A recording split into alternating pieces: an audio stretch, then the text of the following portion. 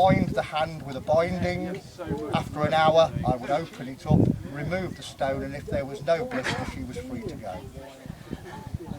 I don't think that would ever prove negative. Well, exactly, madam, but that's the whole point about it, madam. It gives me more fun then, madam, doesn't it?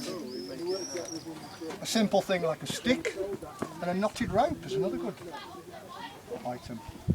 The knots are placed in such a place, either in the eye sockets or around the throat. And then as a And then, tightener. yes, the stick goes in the back and you just tighten it round. If it's in the eyes, of course, the eyes will eventually go hop. Tend to do one eye at a time, that it's nicer that way.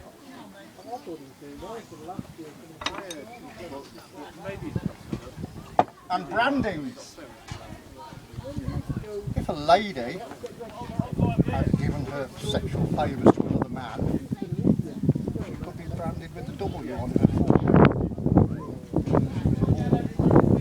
As well as branding her on the forehead with the W, they would slice her nose down the middle, so she wouldn't be looked on by anyone. And children, up to the age of 10 years of age, children were branded if they sinned on their forehead. After 10, they would be hung. It's quite common to hang children. It was a way of keeping them all in control. And of course, the ultimate, if you were found guilty of treason and you were a member of nobility, you could have the axe. If you were found guilty of treason and you weren't a member of the nobility, it was hanged or and quartering, which meant you were dragged through the streets to your place of execution. You would have the rope placed around your neck. You would drag you up the scaffold until you started to choke. It wasn't a drop then, it was a... Drag you up. Once they got you to the top, they would watch you start to choke. As soon as you started to lose consciousness, they would drop you to the floor. You were still alive. They would give you a mouthful of vinegar to revive you. Once you were revived, they would place you on a plank of wood, about the length of that plank, so that it pinioned your arms back and your legs back. They would take the hook, they would remove the testicles, place them on a brazier to burn next to you so you could see them burning. Take the hook, put it into the hole they've just made and draw it up to the rib cage. They would then scoop out the intestines as they were still attached, place them on the brazier and cook those as well.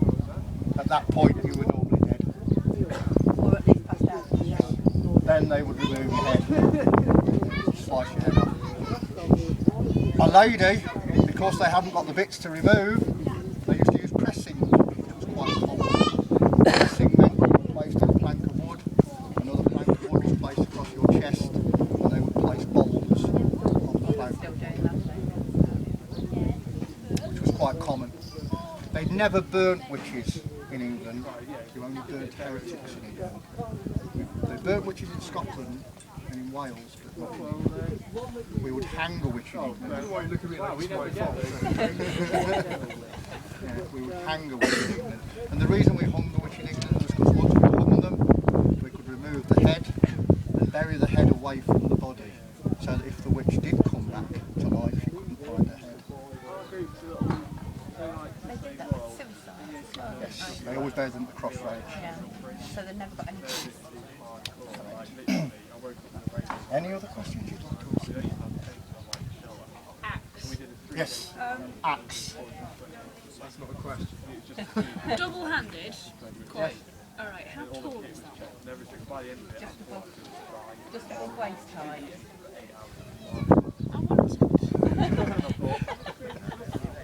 No, not such thing you carry down the road in Aberystwyth. Actually, yes. Because the re-enactors mostly live at the bottom of the hill and like practices are at the top of the hill quite often.